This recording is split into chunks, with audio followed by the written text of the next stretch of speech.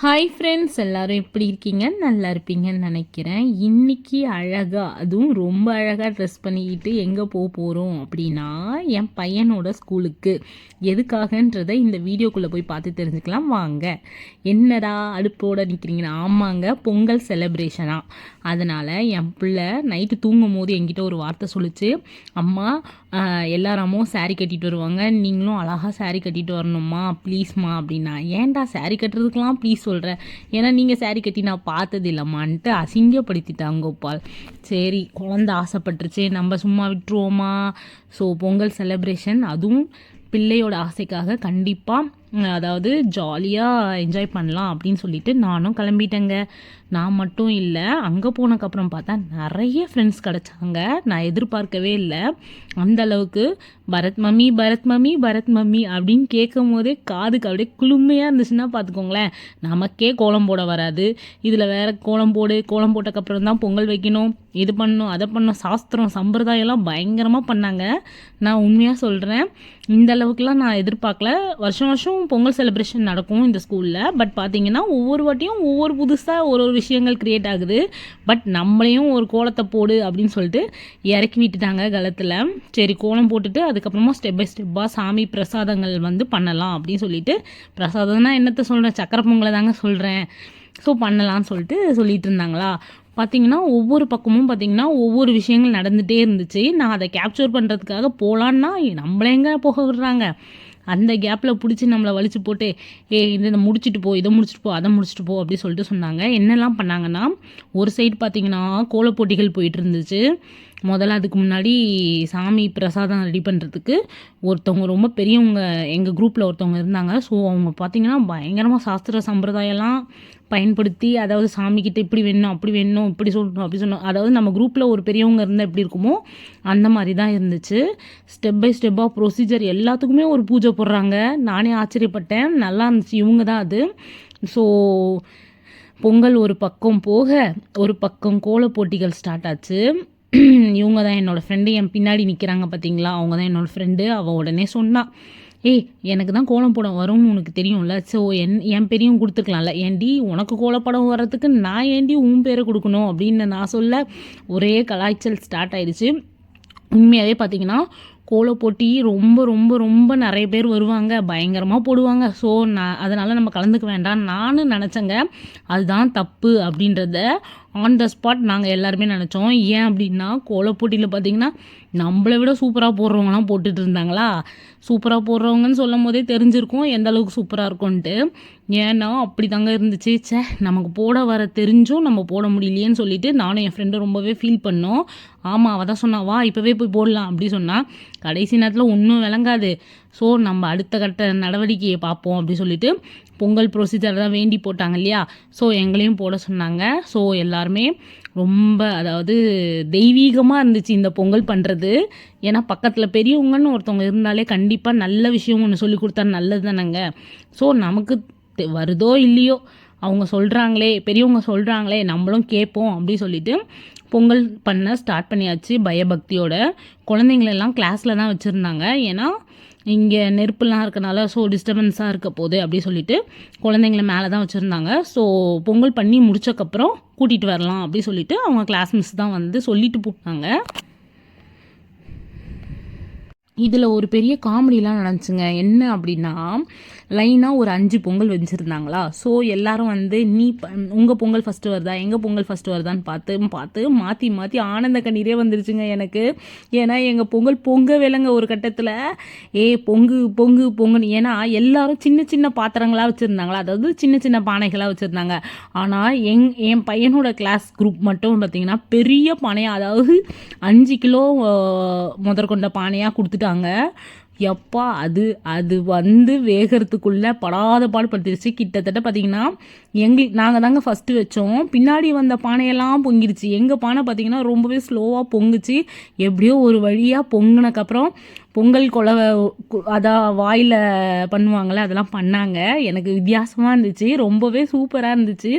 நான் எதிர்பார்க்கல இதை மாதிரிலாம் சவுண்டு போட்டு பக்தியா அதெல்லாம் பண்ணுவாங்கள்ல. சும்மா விளையாட்டுத்தனமாக நம்ம குக்கரில் பொங்கல் வைப்போம், நான் வைப்பேன். சாரி உங்களெல்லாம் இன்வால்வ் பண்ணிட்டேன்ல, அதற்காக. நான் எப்போவுமே குக்கரில் பொங்கல் வச்சுட்டு கடகடன்னு வடை பாயசம்லாம் பண்ணிவிட்டு சீக்கிரமாக சாமி கும்பிடுவோம்ல, அந்த கேஸ் தான் நான். ரொம்ப இந்த பானையில் பண்ணுறது சாஸ்திர சம்பிரதாயம்லாம் பண்ணுவாங்கள்ல, உண்மையாகவே அதெல்லாம் பண்ணுறதை பார்த்தா எனக்கு ரொம்பவே பிடிக்கும். பட் எனக்கு தெரியாதுன்ற ஒரு காரணத்தினால நான் அதெல்லாம் பண்ண மாட்டேன். எங்கள் வீட்டில் குக்கரில் தான் எப்போவுமே பொங்கல் போகும். ஸோ இந்த மாதிரி அழகாக ட்ரெஸ் பண்ணிட்டு, அதுவும் பிள்ளைக்காக, பிள்ளை வந்து அம்மா நீங்கள் இப்படி வரணும், அம்மா அப்படி வரணும், அதுக்குள்ளே இவ்வளோ ஆசை இருக்குன்றதை நான் அன்றைக்கி தாங்க தெரிஞ்சுக்கிட்டேன். ஏன்னா ஒரு குழந்தைக்கு தானே தெரியும் அம்மா வந்து இப்படி இருந்தால் பிடிக்கும், அப்படி இருந்தால் பிடிக்கும்ன்ட்டு. என் பிள்ளைக்காக தான் நான் இதெல்லாம் பண்ணது.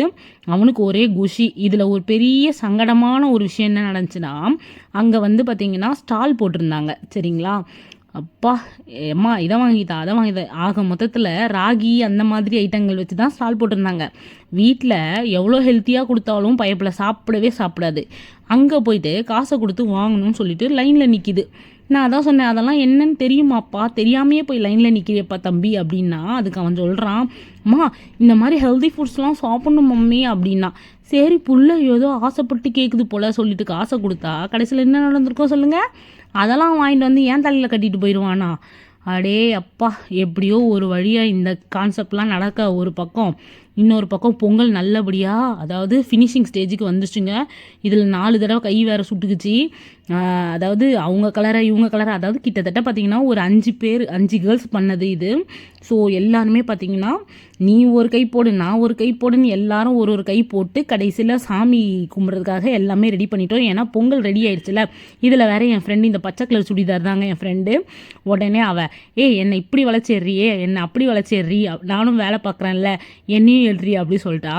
நான் சொன்னேன், அங்கே சும்மா சொல்லணும்னு அவசியம் இல்லை, பார்த்தாலே தெரிஞ்சுப்பாங்க மக்கள். அதுக்கப்புறம் பார்த்திங்கன்னா பாய்ஸ்க்கு பார்த்திங்கன்னா அது என்னது உரியடிக்கிற போட்டி வச்சுருந்தாங்க. பசங்களெல்லாம் வச்சு அழகாக பார்க்குற மாதிரிலாம் மெயின்டைன் பண்ணி வச்சுருந்தாங்க.